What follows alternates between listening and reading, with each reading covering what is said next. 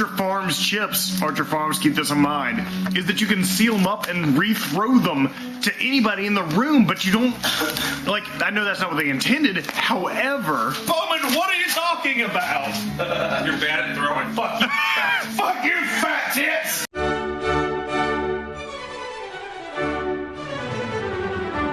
Al Brown, oh, you just did it. Okay, well, he's grabbing a Greek-inspired thick-cut potato chip from Target. All right. Your thoughts? That's it. I don't know about the Calamon olive part, but eventually start getting that feta cheese aftertaste. Some real... Let's take a look here. And I'm not sure what's actually on there, but the herb taste is pretty obvious. You can heavily seasoned. I'm guessing probably a lot of olive oil too to get on there, keep it all together. But yeah, surprising. 1 to 10, what would you say? 8.5. 8.5? Very good. 8.5. Re-say that one more time. All right, I know there's gonna be an explosion of scent when I open this bag up, but Doritos Pizza Supreme. So I wanted to get that reaction here. Well, it smells like pizza Pringles. Actually, no, I take that back. It smells actually more like pizza combos now that I smell it. Oh no! Which, you know, maybe a good or a bad sign. All right, so here we have, it's not much of color. There's a little orange to it. No, it looks nice enough. There we go, give it a try.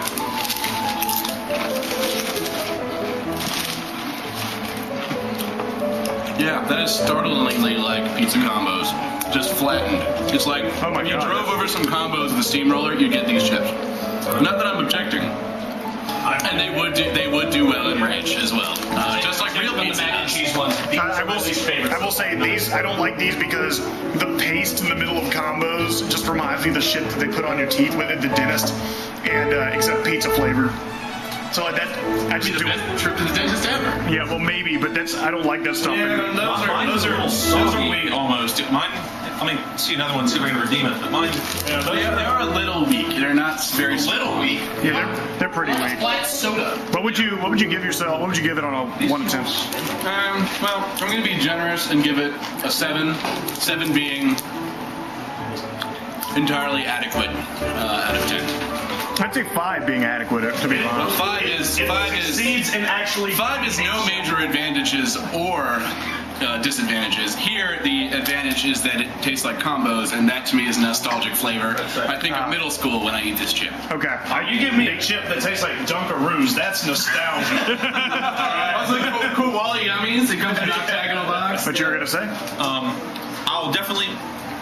That is Doritos, but Doritos pizza. Yeah, Pizza Supreme. It's kind of weak on the pizza taste for supremeness. Yeah, because Supreme implies, you know. Let's lay it on thick. No, not so much.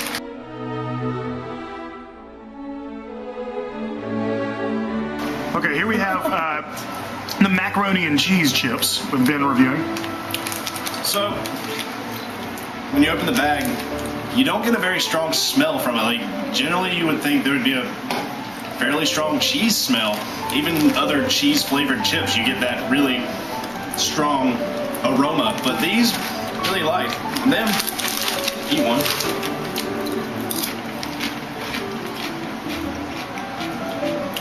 Usually there's an overpowering, well, I won't say overpowering, but a strong initial cheese taste, and this doesn't have that. It's very light. It's a very light layer of fat. No, it's a very light taste, and it takes a couple of seconds for the cheese to kind of build up. It's one of those things where you eat one, you don't really get the experience. Eat 5 or 6 in a row, kind of builds up. I mean, you get the taste, but it's, of all of the ones that we've tried thus far, this is definitely the one I'm least happy with thus far. Probably the best dipping chip we've tried thus far. Maybe. I think it would be ample. It's a ranch that macaroni and cheese. Ranch that macaroni and cheese. Maybe cover it in bacon. I'm gonna do it, but scale of 1 to 10, they're not bad chips. Probably a 6. They're better than just standard Ruffles or. I mean, the texture's good. The texture's good or thick cut. You know, it's a solid chip. It's not just going to crumble whenever you get it out. It's a man chip. But the taste is a little underwhelming. So, like I said, 6. I think if I may break in for a moment. I didn't break into yours. The secret is, well, as a macaroni and cheese expert, I think the problem is that these chips are too fancy of a macaroni and cheese. When I want a macaroni and cheese flavored potato chip, I want fucking Kraft. It wants to be. It needs to be KFC. It's trying to be all Giada De Laurentiis macaroni and cheese, where they're not even like macaroni. They're actually like rotini or something. You know, so you know. But on a chip, goddamn. I think the problem is the mac and cheese they're going for is too fancy mac and cheese. So these chips are too faithful. Like they are too faithful to. Yeah. I'm Exactly. for macaroni. I want fucking like Denny's macaroni. I want some Velveeta. You know? Yeah, exactly.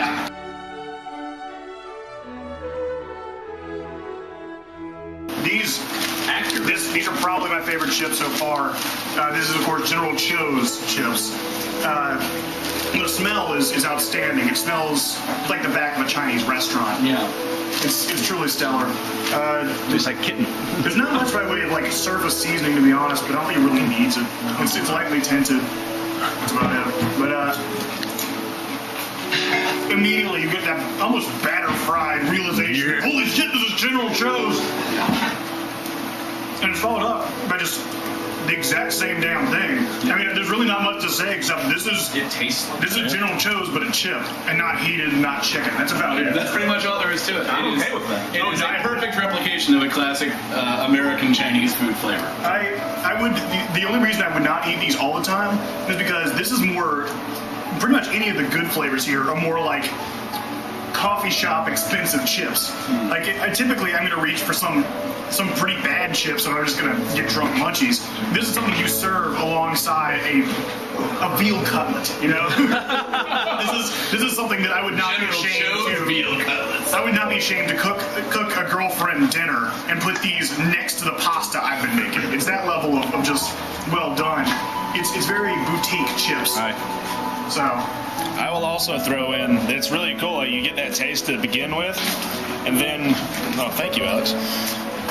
And then a couple of seconds after you've already finished the chip and swallowed it, there's still like a lingering kind of, it's not hot, but you definitely feel that tingly, burny sensation in the back of your mouth and in your lips. It's really pleasing. A little bit of soy sauce. Yeah. You get definitely soy sauce in there. Oh, yeah. The only reason I would not buy these all the time again is because these are too fancy to have on a regular basis. But I would give this chip a 9.5 out of 10. They're $47 a bag. And I would agree with all of that, but I would say that I wouldn't want to eat them all the time because it might ruin actual General Cho's for me. What's your score on there? I give it 9.5 out of 10. All right.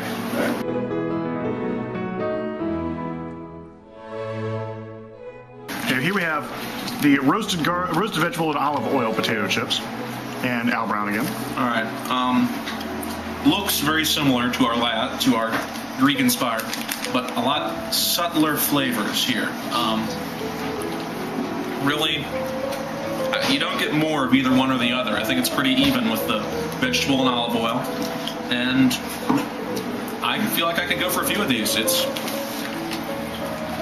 It works. I'd give it a solid 8. Solid 8? Very good.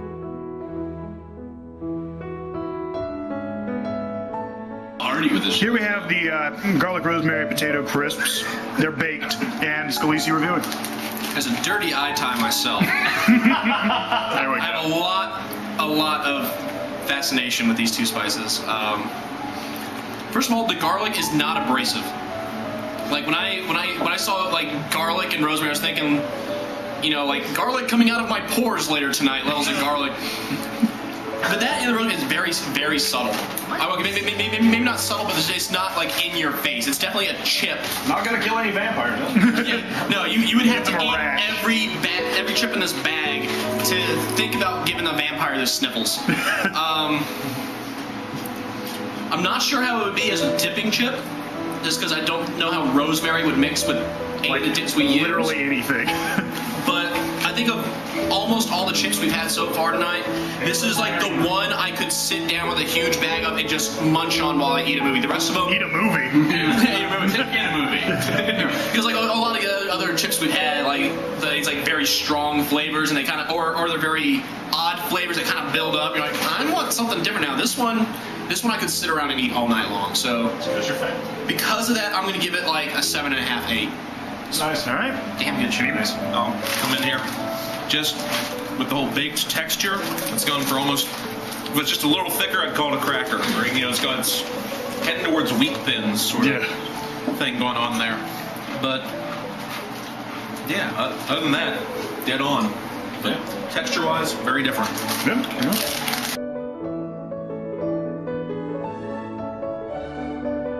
Delivery system, that's for sure. Okay, just as a bonus feature, reviewing black pepper and sea salt savory pretzel. Archer Farms, I hope you're fucking happy we're doing this for you. We're saving you a lot of time and money on production. All right, black pepper and sea salt. Now, I'm kind of middle of the road on pretzels in general. I've had a lot of them in my life. I'm kind of burnt out. These, pretzel-wise, you know, they're not overly, you know, crispy, I guess, or crisp, whatever. They're not soft. Good middle of the road. They ain't no Santana sham. That's very true. They so crisp. But you get a very strong black pepper smell, and that's the first thing you taste. And there's a lingering aftertaste too of that pepper burn on your tongue. I personally didn't get a lot of the sea salt, which I think would complete this. I think it's Close up the bag and shake it a little bit. Yeah, let's try that. Let's try that. Physics. Because I will say the biggest problem these pretzels have is that they aren't salty enough. they're not salty enough at all. Again, When you think of a pretzel, you think salt. you think, well, goddamn, now I gotta go running and my blood pressure's gonna be Now, up. if you look at it, you definitely see the black pepper. The black pepper is stellar, right? And that should be on more pretzels. I will say it. Excuse me. No, it didn't help. Didn't help? No. Well, anyone want anything to add? I would enjoy these dipped in perhaps a Guinness-infused cheese dip of some sort. Yes. That would be Or delicious. buffalo blue cheese. After that, I can't. Ooh, Yeah. let's do that. I would definitely eat these over regular, small, crispy pretzel. Not for the price, though. How much do these cost? Those are $2.47 for that bag. Oh, fuck that. I'll eat the normal one. Yeah, that's basically what it boils down to. Fuck that. So, Ben, what would you like to give that 1 to 10? 1 to 10? Well, 5 being that it succeeds in actually being a pretzel. I'll give it a 6 because it is a departure from just normal salt pretzel. And the black pepper is a really nice flavor, but it's kind of disappointing because it's really just not salty enough, and that would complete the flavor. Yeah, absolutely. So as someone who's had about 6 or 7 now, that black pepper builds fast. Yes, it does. I'm gonna need a new drink now, but whoa. And like I said, I would enjoy it as a fondue ingredient, but it doesn't really stand up on its own. That's fair enough. Delicious.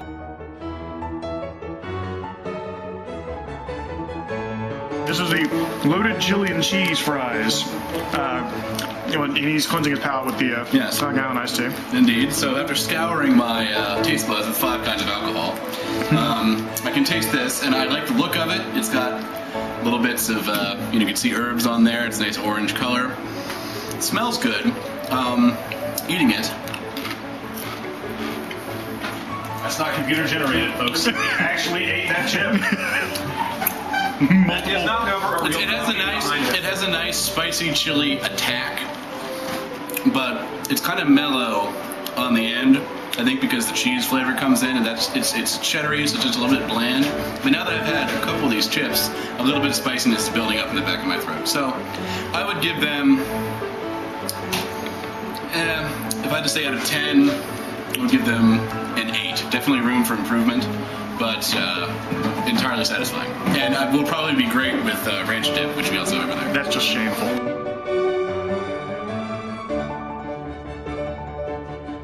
Straight out of Compton, crazy motherfucker named Ice Cube. From the gang called niggas with.